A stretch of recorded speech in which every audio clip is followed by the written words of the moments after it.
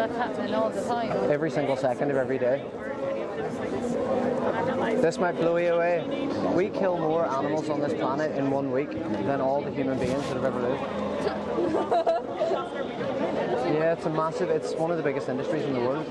So there's like almost 8 billion people on the planet now. And a conservative figure for land animals in 1 year is 56 billion, and for marine animals it's 3 trillion. So it's because we're artificially inseminating, and the animals aren't producing at a natural rate. We're forcibly inseminating them and breeding them for mass consumption. Like that's a sheep that has been slaughtered and is obviously still thrashing in agony, you know. Do you think, like, if you had to kill the animal yourself every time you wanted to eat? Yeah, but that's not happening all the time. That's certain freaking horrible places like that. It's a slaughterhouse. I mean, a slaughterhouse is not. What do you think happens in a slaughterhouse? Probably like... What, they get back rubs before? No, but a quick shot to the head, that's actually... I mean, they shoot them in the head sometimes and then they slit their throat. It's not really, to the animal, it's not really any different. They still get slaughtered. But are you advocating then that there's like a humane way to kill an animal, considering that they actually have a preference not to be killed? Like, is there a humane way to, you know, exploit a human being? Or it's just a very active exploitation and abuse, like, fundamentally wrong, you know? That's sort of where we're coming from. So I think sometimes people... The whole cycle of life It's a great question. Yeah, it's a great question. That's a great question. So firstly, I would say it's not the cycle of life, it's the cycle of torture and death, right? The cycle of life is something that exists in nature. This is so far removed from nature, it's unreal. But what happens to all the animals, like if everyone stops eating them, or what happens to the farmers' jobs? So as much as I would love it to be an overnight phenomenon and it just to disappear, that's not reality and it's not going to happen. As things like this happen, we have a conversation and people become more consciously aware and decide maybe this isn't in alignment with who I am as a person, make more ethical, conscious choices, buy less and less animal products. Gradually over time they breed less and less animals into existence, and the farmers are just like any other business. They will go where the money goes. So if the customers are like changing their habits, the farmers will then move into, say, more plant-based agriculture to meet the changing demand of consumers, because that change of demand of consumers is something that has always happened through time, and this is no different. The only difference is this is an industry based on slaughtering trillions of animals, you know, every single second of every day. I mean, do you think there's any justification? Bearing in mind that we don't need to do this, there's alternatives. It's very hard to watch, isn't it? The thing that gets me though is it's hard to watch, but people are okay to put it in their stomach. You know, they can look away with their eyes, but they're happy to swallow it. It's sort of like a cognitive dissonance of like... I think that's human beings, it's a natural. Yeah. To each other. Apathetic, yeah, 100%. That's what I said to the last person. This isn't like the only injustice in the world, and it's not our only focus, you know, because I'm well aware of a lot of really crazy stuff that happens in the world. This brought me down like a rabbit hole of seeing so much more than I'd ever seen before, though, to be honest, because this is like, it's billions of innocent individuals. Like, by scale alone, there's no greater atrocity. Genuinely, in numbers alone, any human war or whatever, the numbers are just out of this galaxy. Like, it's perpetual state of Holocaust, honestly. So I guess, like, you seem like you're not comfortable with it. Like, you would be against animal abuse, you know. But if you say that you're against animal abuse, do you see the incongruity with like saying you're against it but funding it at the same time? And that was the best. I used to eat animals, by the way. Like, I wasn't born vegan, but that was such a good thing about it, was that I didn't have to be a hypocrite anymore in saying that I loved animals while I ate them. You know, that was like the #1 benefit for me personally. Like, I just felt relieved. and I was like, now I can pet this dog without feeling like moral hypocrisy while eating a bird, and you know, eating like a chicken burger, a dead bird, while stroking a dog. It's like, really, shouldn't we just, like, if we wouldn't eat a dog, why would we eat a bird? Like, they can suffer, they feel pain, they have a desire to be free and to be nurtured and loved, and to just be left alone. Like, What would be your thing, like, stop breeding? Like what, they die out? Or? yeah, well, so this is something that people can get hung up on. They say, right, you're a vegan and you want what's best for animals, but yet you seem to be advocating that we stop breeding them into existence. That doesn't sound very, like, ethical. They aren't natural animals anymore because they're so far removed from like when we domesticated them. So say a chicken in the 1950s was literally like a fraction of the weight of a chicken now, because we've like selectively bred them to be like freaks of nature, really.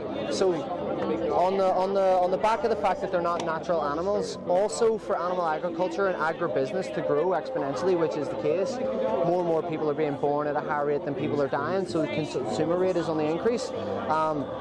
What we would advocate then is, the cost is for this business to grow is that we bulldoze rainforests. So what about all those wild animal species who have homes in the forests, and also like the forests and the trees are the lungs of our planet?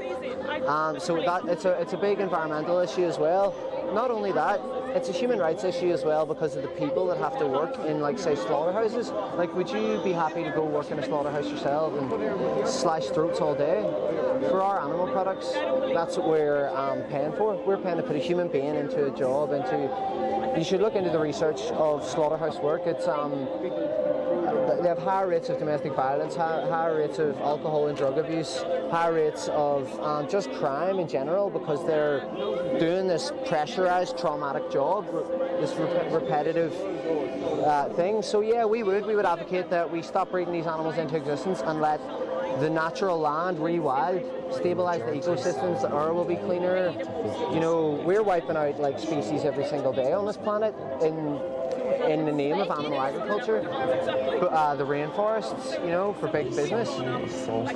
So yeah, these animals don't want to be on this planet. They're forced into reality. We force them into this planet, exploit them, then force them onto a truck and chop them up into pieces and wrap them in plastic and take them to places like McDonald's and we call it bacon. So it's like a euphemistic language game where we don't actually say what it actually is, to get people to disconnect from the reality that, like, imagine if you were in Burger King and it was like, we've got this, we've got the flesh of an innocent animal who didn't want to die to sell you this today. It's not very marketable, so they dress it up. Vegan burgers that taste exactly the same. You know, what do you think you can do, like, as an individual?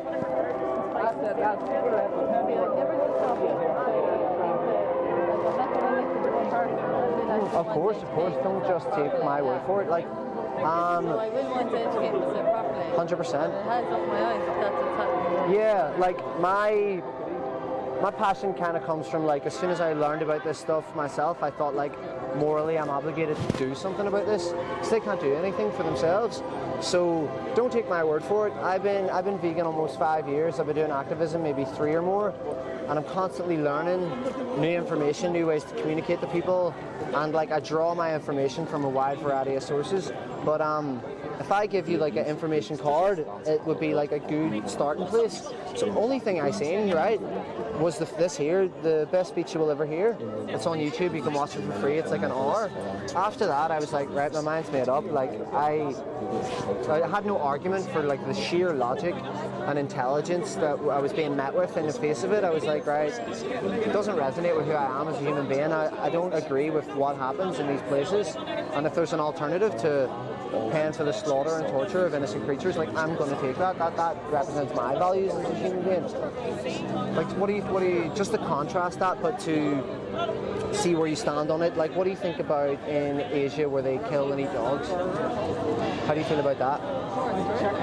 And see if, like, we took all the dogs in Asia and put them in UK slaughterhouses, would you be satisfied then that it was humane and that it was okay? You know, you said, one thing you said was like, I wouldn't stop at street straight away, but you wouldn't even start buying dog flesh on the principle alone that it's wrong.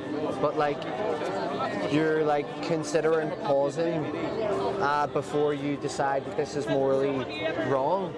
Like, when I feel like we agree that it's blatantly obvious, like that it's like what you're watching and stuff. Do you think that classifies as abuse?